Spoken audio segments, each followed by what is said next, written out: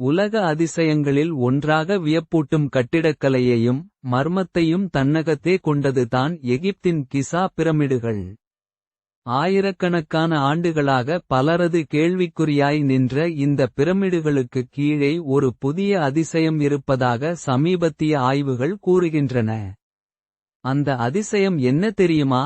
பிரமிடுகளுக்குக் கீழே ஒரு முழு நகரம் இருக்கக்கூடும் என்பதே விஞ்ஞானிகளின் கூற்று.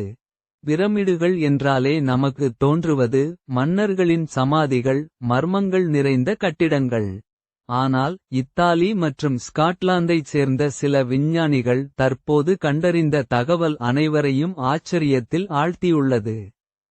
சிந்தெடிக் அப்பர்ச்சர் ரேடார் எனப்படும் நவீன தொழில்நுட்பத்தை பயன்படுத்தி அவர்கள் பிரமிடுகளின் கீழ் உள்ள நிலத்தட அமைப்புகளை 3D படங்களாக பதிவு செய்தனர்.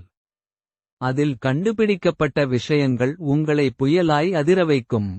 8 பெரிய சுரங்க வழிகள், சுமார் 2100 அடி ஆழத்தில் குடிநீர் வசதிகள், 6500 அடி ஆழம் வரை செல்லும் பாதைகள், பல மறைமுக அறைகள், படிக்கட்டுகள், நடையடிகள், இவை அனைத்தும் ஒன்றிணைந்தபோது ஒரு நிலத்தட நகரம் போலவே தோன்றுகிறது என விஞ்ஞானிகள் கூறுகின்றனர்.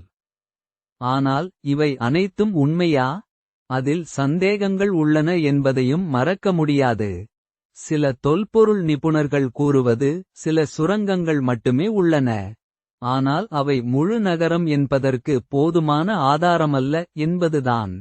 முன்னாள் எகிப்து தொல்பொருள் அமைச்சர் டாக்டர் சாஹி ஹவாஸ் கூறுவதாவது, இந்த ஆய்வில் பயன்படுத்தப்பட்ட ரேடார் தொழில்நுட்பம் அறிவியல் ரீதியாக ஏற்கத்தக்கதல்ல. அதனால் இதில் வெளியிடப்பட்ட தகவல்கள் உண்மையல்ல என அவர் தெளிவாக மறுக்கிறார். மேலும் மாயன் கலாச்சாரத்தில் சில பிரமிடுகள் குகை வழி பாதைகளின் மீது கட்டப்பட்டிருக்கலாம். அதேபோல் எகிப்திலும் சில வழிப்பாதைகள் இருக்கலாம். ஆனால் அதை முழுமையான நகரமாக கூறுவது மிகைப்படுத்தலாக இருக்கக்கூடும் என்கின்றனர்.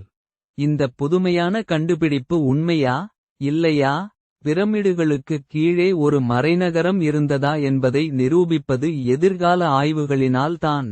இப்படிப்பட்ட வரலாற்று மர்மங்களையும் உண்மைகளை விளக்கும் தகவல்களையும் தொடர்ந்து தெரிந்து கொள்ள நம்ம சேனலை சப்ஸ்கிரைப் பண்ணுங்க, லைக் பண்ணுங்க, உங்கள் நண்பர்களுடன் பகிர்ந்து கொள்ளுங்க. மீண்டும் ஒரு புதிய விடயத்துடன் வரலாற்றின் மறைக்கப்பட்ட கதைகளை கொண்டு உங்களை சந்திக்கிறோம். நன்றி நண்பர்களே.